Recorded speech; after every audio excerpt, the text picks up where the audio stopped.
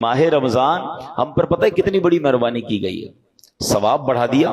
کتنا ثواب بڑھا؟ حدیثوں میں مضمون ملتا ہے کہ رمضان میں نفل کا ثواب فرض کے برابر، فرض کا ثواب 70 گنا کر دیا جاتا ہے۔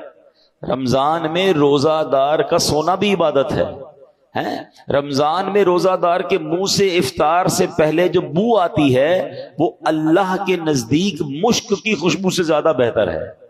رمضان کی پہلی رات جب آتی ہے اللہ اس امت پر نظر رحمت فرماتا ہے، اور اللہ جس پر نظر رحمت فرمایا اسے کبھی عذاب نہ دے گا۔ رمضان میں روزانہ افطار کے وقت 10 لاکھ گناہگار جہنم سے آزاد کر دیے جاتے ہیں۔ کیسے پیکج ہے؟ اچھا، رمضان میں جب جمعے کا دن آتا ہے، یعنی جمعرات کی مغرب سے جمعہ کی مغرب تک ہر گھڑی 10 لاکھ بخشے جاتے ہیں۔ وہ تو وارے نہیں آ رہے ہیں نا ساری زندگی میں، اور آپ دعا کرتے ہیں یا اللہ ہماری پکار سن لے، ہماری دعا سن لے۔ رمضان کی راتوں میں فرشتہ آواز لگاتا ہے کوئی مانگنے والا کہ اس کی دعا قبول کر لی جائے، ہے کوئی توبہ کا طلبگار اس کی توبہ قبول کی جائے۔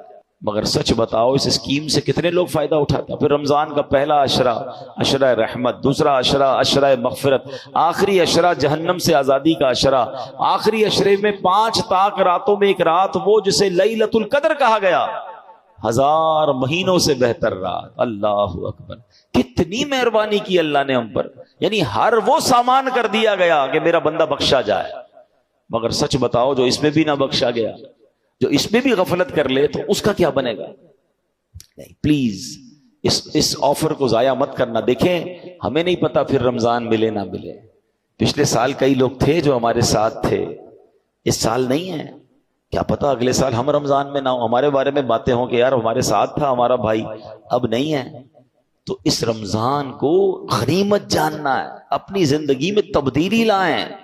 زندگی پڑی ہے کھانے گھومنے پھرنے کمانے کے لیے، لوگ رمضان میں پیسے کمانے کی پلاننگ کرتے ہیں، نہیں، ساری زندگی پڑی ہے یار یہ کام کرنے کے لیے۔ اس مہینے میں عبادت، اللہ کو راضی کرنا ہے، اتنے گناہ ہیں، اتنی خطائیں، اب تو توبہ کرنی ہے نا۔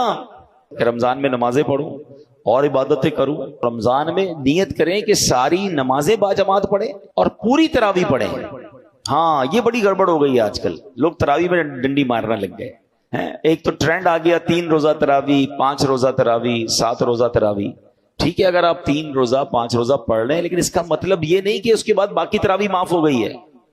تراویح چاند رات تک، عید کی چاند نظر آنے سے پہلے پڑھنی ہے۔ جس دن چاند نظر آ گیا اس دن نہیں پڑھنی، باقی پڑھنی ہے، اور 20 رکعت پوری پڑھنی ہے کہ یہ سنت مؤکدہ ہے۔ اچھا اس کے علاوہ سمجھیے نا، حدیث پاک میں آتا ہے جس کا مضمون ہے کہ جو رمضان میں ایک سجدہ کرے اس کو ایک سجدے کے بدلے 1500 نیکیاں ملیں گی۔ ہر سجدے پر جنت میں سرخ یاقوت کا محل عطا فرمایا جائے گا، اور فرمایا ایک درخت ایسا اسے جنت میں دیا جائے گا، اس کا سایہ اتنا بڑا ہوگا، اس کی ڈائمنشن اتنی بڑی ہوگی کہ گھڑ سوار یعنی ہارس رائڈر 500 سال تک دوڑتا رہے اس کا سایہ ختم نہیں ہوگا، یا اتنا سایہ ہوگا۔ اب مجھے بتاؤ یہ ہر سجدے پر انعام ہے۔ مبارک کونے جو پوری تراویح پڑھتے ہیں، 20 تراویح پڑھیں تو کتنے سجدے ہو گئے؟ 40 سجدے ہو گئے۔ 40 سجدے پر 1500 نیکیاں ملے تو 60,000 نیکیاں، 40 جنت کے گھر، 40 جنت کے درخت ملتے ہیں اس کو جو پوری تراویح پڑھتا ہے۔ اب کچھ لوگوں نے 8 پڑھ کے چلے جانا ہے تو خود سوچے کتنا بڑا لاس کر رہے ہو اپنا۔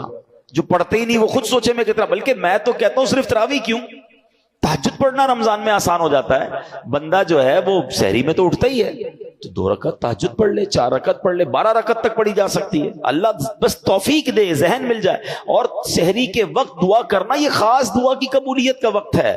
اللہ کریم قرآن مجید میں کیا ارشاد فرماتا ہے؟ وَبِالْأَسْحَارِ هُمْ يَسْتَغْفِرُونَ، اور رات کے آخری پہروں میں بخشش مانگتے ہیں۔ یہ نیک لوگوں کا وصف قرآن میں بیان کیا۔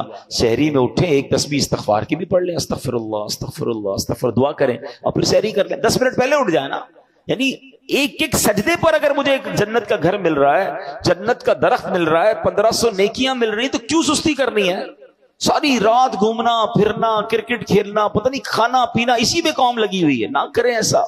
ساری زندگی آپ کھا پی سکتے ہیں، رمضان اس لیے نہیں ہے۔ پلیز اچھے کام بھی کروں، گناہوں سے بھی بچوں، تو انشاءاللہ میرا رب، اللہ کی رحمت سے امید ہے مجھے فلاح پانے والوں میں شامل فرما لے گا۔